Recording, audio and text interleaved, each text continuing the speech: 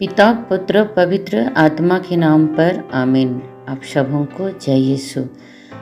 मेरे भाई बहनों, हम लोग अभी पहला इतिहास ग्रंथ के अध्याय 16 पर मनन चिंतन कर रहे हैं। हम यहाँ पर देखते हैं ईश्वर की मंजूषा दाऊद नगर में रखी गई है और दाऊद वहाँ पर ईश्वर को होम तथा शांति बलिदान चढ़ाई।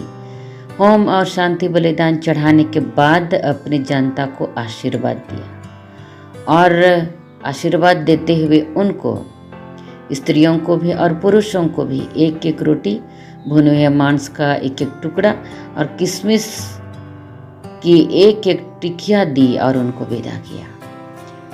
और अभी उस मंजूषा की लगातार आराधना करने के लिए लेवियों को प्रयोग कर रहे हैं। और हम देखते हैं ये 16 अध्याय में दाऊद की स्तुति गान को हम लोग फिर से देख रहे हैं। एक भजन गा रहे हैं दाऊद। हम लोग अध्याय 1 से 36 तक के वचन में देखते हैं। यहाँ पर इस स्तोत्र के मुताबिक दाऊद इस भजन में जो ईश्वर ने वादा किया था उसको, उस वादे के अनुसार कह रहे हैं प्रभु को कि प्रभु ने जो वादा किया, क्या वादा किया? इस्राएलियों की सुरक्षा का वादा किया था। इस्राएलियों को सुरक्षित रखने के लिए जो प्रतिज्ञाएं प्रभु ने किया था, प्रभु ने जो शपथ खाई थी, वो सब वादा को फिर से याद दिलाते हैं और कहते हैं सब उस वादा को दावा करते हुए और इस्राएलियों के लिए एक सुरक्षा की मांग करते हैं। राजा अपने प्रजा की सुरक्षा के लिए मांग कर रहे हैं। कितना सुंदर बात, ईश्वर को धन्यवाद।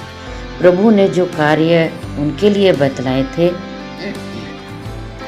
ये सब बातें जरूर पूरी होगी, विश्वास कीजिए, ऐसा कहते हैं। इसलिए इस भजन में 16वां अध्याय में जो भजन दाऊद के द्वारा हम देख रहे हैं, वे भजन में ईश्वर की वादा को दावा कर रहे हैं। और हम लोग देखते हैं अगला और एक दूसरा वचन है, इसमें दूसरा क्या कर रहे हैं दाऊद। अंतिम बात इस अध्याय की ये है, इसको हम क्या कह सकते हैं, मतलब प्रभु का पर्यवेक्षण, मतलब सुरक्षा, संपूर्ण सुरक्षा। वो क्या है?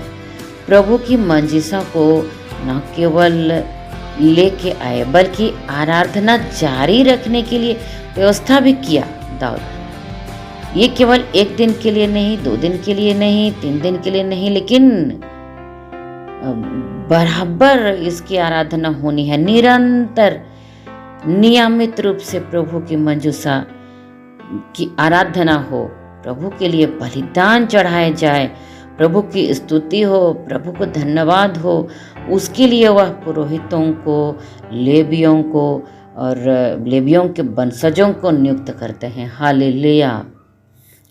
गायक मंडली को नियुक्त कर रहे हैं और मंदिर में प्रभु के इस मंजूषा के सामने सेवा के लिए अलग अलग लोगों को नियुक्त कर रहे हैं। हालेलुया।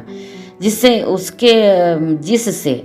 उसके जाने के बाद में, मतलब उनके संतान के खत्म हो जाने के बाद में, उनकी मृत्यु हो जाने के बाद में भी लगातार आराधना होता रहे, यरूशलेम में चलता रहे। इसलिए दाऊद व्यवस्था भी किया। इसलिए हम लोग देखते हैं वचन संख्या 37 से लेकर वचन में हम पढ़ते हैं दाऊद ने वहाँ पर प्रभु के विधान की मंजूषा के सामने आसाफ और उसके भाई बंधुओं को नियुक्त किया, जिससे वे प्रतिदिन उस जगह सेवा कर सके, है ना। प्रतिदिन वहाँ पर सेवा होनी चाहिए, प्रतिदिन मंजूषा के सामने प्रभु की आराधना होनी चाहिए।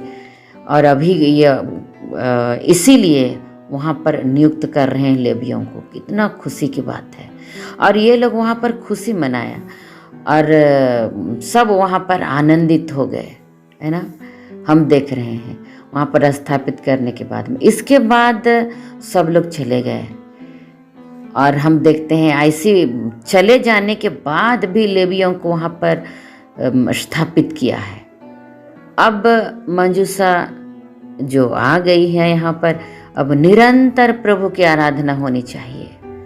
ये प्रभु के दिमाग में है, और दाऊद के दिमाग में है कि अब प्रभु की आराधना निरंतर होनी चाहिए। वे सभी उनकी प्रजा प्रभु से जुड़े रहें, व्यवस्था किया।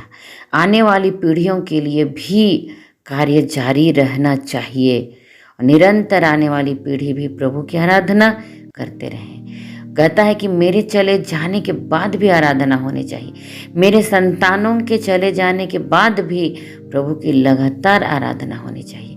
इसके लिए नियुक्त किया है, राजा सही आदमी को नियुक्त किया है। हम लोग देख रहे हैं यासफ और उनके भाइयों को। इस तरह इस अध्याय में हम लोग देखते हैं, अध्याय 16 में है, देख रहे हैं कि यासफ को प्रभु के कार्य को करने के लिए दाऊद ने किस तरह उसको महत्व दिया अपने देश में, कि प्रभु की लगातार स्तुति हो।